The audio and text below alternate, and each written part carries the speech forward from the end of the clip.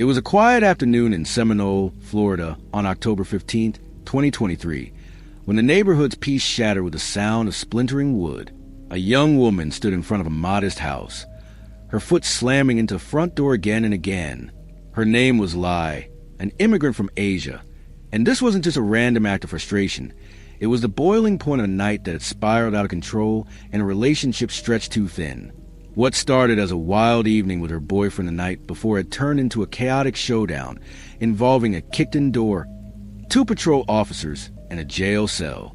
This is how it all went down. The story really begins the night before October 14th.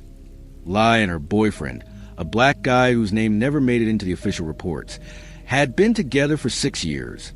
That night, they were at his place, caught up in what Lai later described as 3 rounds of push-ups. Whether that was a playful euphemism for something more intimate or an actual workout, no one could say for sure. Either way, it wasn't enough for Lai. She wanted more time, more connection, more of whatever they'd been chasing in the heat of the moment. But by the end of the night, things took a turn. Lai had been drinking, and not just a little. She stumbled out of his house, her head spinning and her steps unsteady. Somewhere along the way, she collapsed on the side of the road. That's when the deputies found her. 2 officers on patrol spotted her sprawled out, barely conscious, and figured she wasn't in any shape to get home on her own.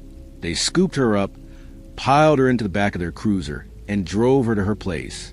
Her keys and phone, they either stayed in her pocket or got lost somewhere between the road and her front door. The deputies didn't stick around to figure it out. They dropped her off, made sure she was inside, and called it a night. For them, it was just another call. For Lai, it was a spark that would ignite the next day's chaos. Morning came, and Lai woke up with a pounding headache and a restless energy she couldn't shake.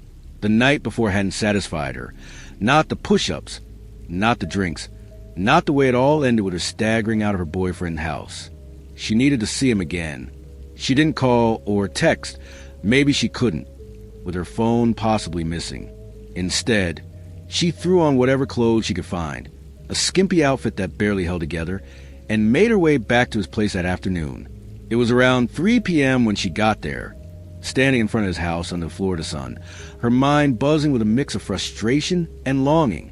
She knocked. No answer. She banged harder. Still nothing. That's when she noticed a locked door, and something in her snapped. 6 years with this guy. And now, he wasn't even there when she needed him? She didn't care that he might be out running errands or at work. In her mind, he was dodging her, and that was unforgivable. So she kicked, once, twice, then with all her strength, until the doorframe cracked and the whole thing swung open. She didn't step inside, not yet, but she stood there, fuming, her chest heaving as she stared into the empty house. What Lai didn't know was that her boyfriend wasn't as far away as she thought. He'd been keeping an eye on a security camera from wherever he was, work, a friend's place, who knows, and saw the whole thing unfold on his phone screen. A woman he'd known for 6 years was now trashing his front door. Panicked, he grabbed his phone and dialed 911. "There's this girl I know," he told the dispatcher, his voice shaky. "She's kicking down my door right now. I'm watching it on my camera. She might try to break in and steal something. Please send someone quick." Within minutes, 2 patrol cars rolled up to the house. Officers Mike Torres and Sarah Jennings stepped out, their radios crackling as they took in scene. Lai was still there, standing in front of the busted door, her hands balled into fists. She didn't run when she saw them, just glared, like they were interrupting something personal. The officers exchanged a quick look. This wasn't their first call today, but it was already shaping up to be the weirdest. "Hey!" Officer Torres called out, keeping his tone calm but firm. "What's going on here? Your boyfriend left." Lai turned to him, her eyes wild. "He's not here," she said, her accent thick but her English clear enough. "I just wanted to see him." "How long you been here?" Torres asked, stepping closer. "Like 500, she mumbled, which didn't make any sense. Torres figured she meant minutes or hours, but she wasn't exactly coherent. "You live here?" Jennings chimed in, eyeing the broken door. "No," Lai admitted. "I don't live here." Torres nodded, piecing it together. Okay, so he called us. Said someone was kicking his door in. You matched the description. What's the deal? Lai didn't answer right away. She crossed her arms, her skimpy top riding up, and Torres had to look away for a second. This was already awkward. Jennings took over, her voice steady. Look, we need to figure out why you're here and why that door's busted. Can you tell us what happened? Lai sighed like it was obvious. I came back today because I wanted to have sex, okay? Been so long. And he's not here, and the door was locked. Jennings blinked. Torres coughed into his hand. They weren't here for relationship drama. They needed to know if this was a break-in. So when he didn't answer, Jennings pressed, You kicked the door open? It was locked, Lai said, then paused. But it was open. Her words stumbled over each other, and the officers could tell she was still worked up, maybe even a little hungover. Torres held up a hand. All right, hold on. We've got enough to say you broke in without permission. That's a problem. For now, turn around and put your hands behind your back. We're going to sort this out. Lee's eyes widened, but she didn't fight it. She turned, and Jennings snapped the cuffs on, keeping them loose enough not to hurt. You're not under arrest, Jennings said. Not yet. We just need to figure out what's what.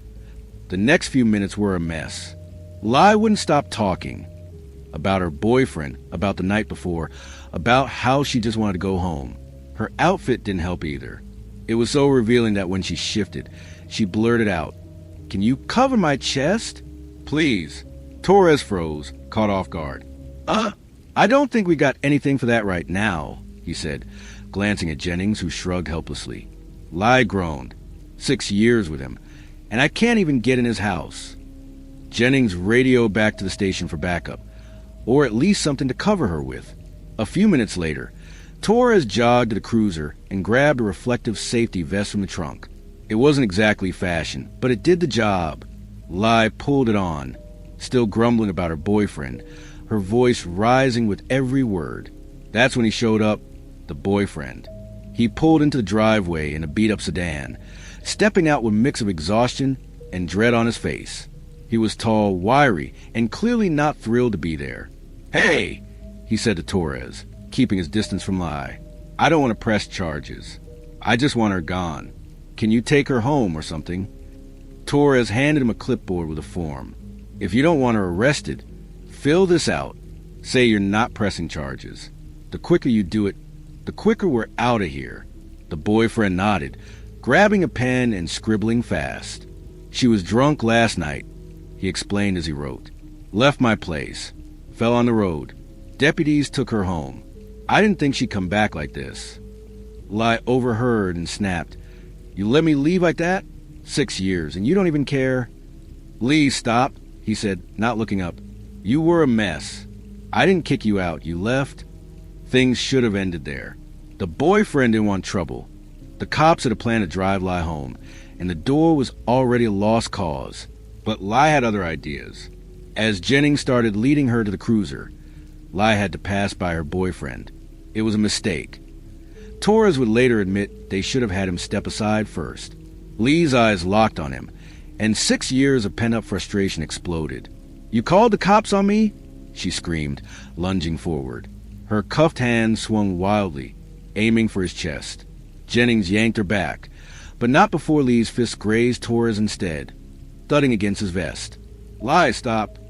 Torres shouted, grabbing her arms. That's it, you're done.